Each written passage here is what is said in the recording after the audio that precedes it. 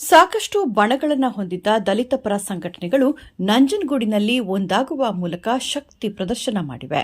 ಸುಮಾರು 8ಕ್ಕೂ ಹೆಚ್ಚು ವಿವಿಧ ದಲಿತ ಸಂಘಟನೆಗಳು ಒಗ್ಗೂಡಿ ದಲಿತ ಸಂಘಟನೆಗಳ ಸಮನ್ವಯ ಸಮಿತಿ ಎಂದು ರಚನೆ ಮಾಡಿಕೊಂಡಿದ್ದಾರೆ. ನಂಜನಗೂಡು ನಗರದ ಪ್ರವಾಸಿ ಮಂದಿರದಲ್ಲಿ ದಲಿತ ಸಂಘಟನೆಗಳ ಸಮನ್ವಯ ಸಮಿತಿ ವತಿಯಿಂದ ಮಾಧ್ಯಮ ಗೋಷ್ಠಿ ನಡೆಸಲಾಯಿತು.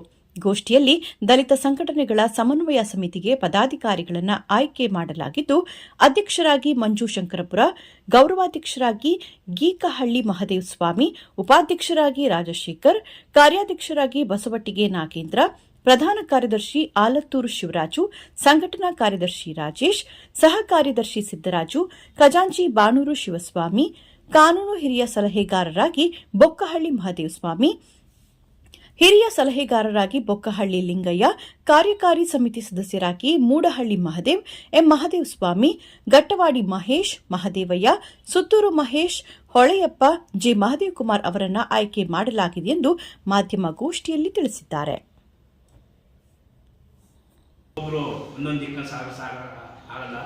ಅದರಿಂದ ಎಲ್ಲರೂ ಒಟ್ಟಾಗಿ ಸೇರಿ ಹೋರಾಟ ಮಾಡಿ ನಮ್ಮ ಜನಾಂಗಕ್ಕೆ ಅನ್ಯಾಯಕ್ಕೆ ಒಳಗಾದವರಿಗೆ ನ್ಯಾಯಪರವಾಗಿ ನಿಲ್ಲಬೇಕು ಅಂತೇಳಿ ಇವತ್ತು ನಾವು ದಲಿತ ಸಂಘಟನೆಗಳ ಸಮನ್ವಯ ಸಮಿತಿ ನಾವು ರಚನೆ ಮಾಡಿದ್ವಿ. ಏನೇ ಆದರೂ ನಮ್ಗೆ ತಲುಪುವಂಥ ಕೆಲಸ ನಮ್ಗೆ ಕಡಿಮೆ ಆಗ್ತಿತ್ತು. ಹಾಗಾಗಿ ಅಲ್ಲಿ ಇಲ್ಲಿ ನಾವೆಲ್ಲ ಅವರ ಸಬ್ಸಪಟ ಮಾಡ್ಕೊಳ್ಳೋದಕ್ಕಿಂತ ಒಂದು ಬೇರೆಯವರಲ್ಲಿ ನಾವು ಕೆಲಸ ಮಾಡಿದ್ರೆ ನಮ್ಮ ಸಮುದಾಯಕ್ಕೆ ಇನ್ನೂ ಹೆಚ್ಚಿನ ರೀತಿ ನ್ಯಾಯ ಕೊಡಿಸೋಂಥ ಕೆಲಸಗಳು ಮಾಡಿಸ್ಬೋದು ಅನ್ನೋ ಉದ್ದೇಶಕ್ಕೋಸ್ಕರ ನಾವು ಇವತ್ತು ಇಷ್ಟೂ ಸಂಘಟನೆಗಳು ನಾವು ಒಂದು ದಲಿತ ಸಂಘ ಸಮನ್ವಯ ಸಮಿತಿ ಅಂತೇಳಿ ನಾವು ಇವತ್ತು ನಾವು ಚಾಲನೆ ಮಾಡಿದ್ದೀವಿ.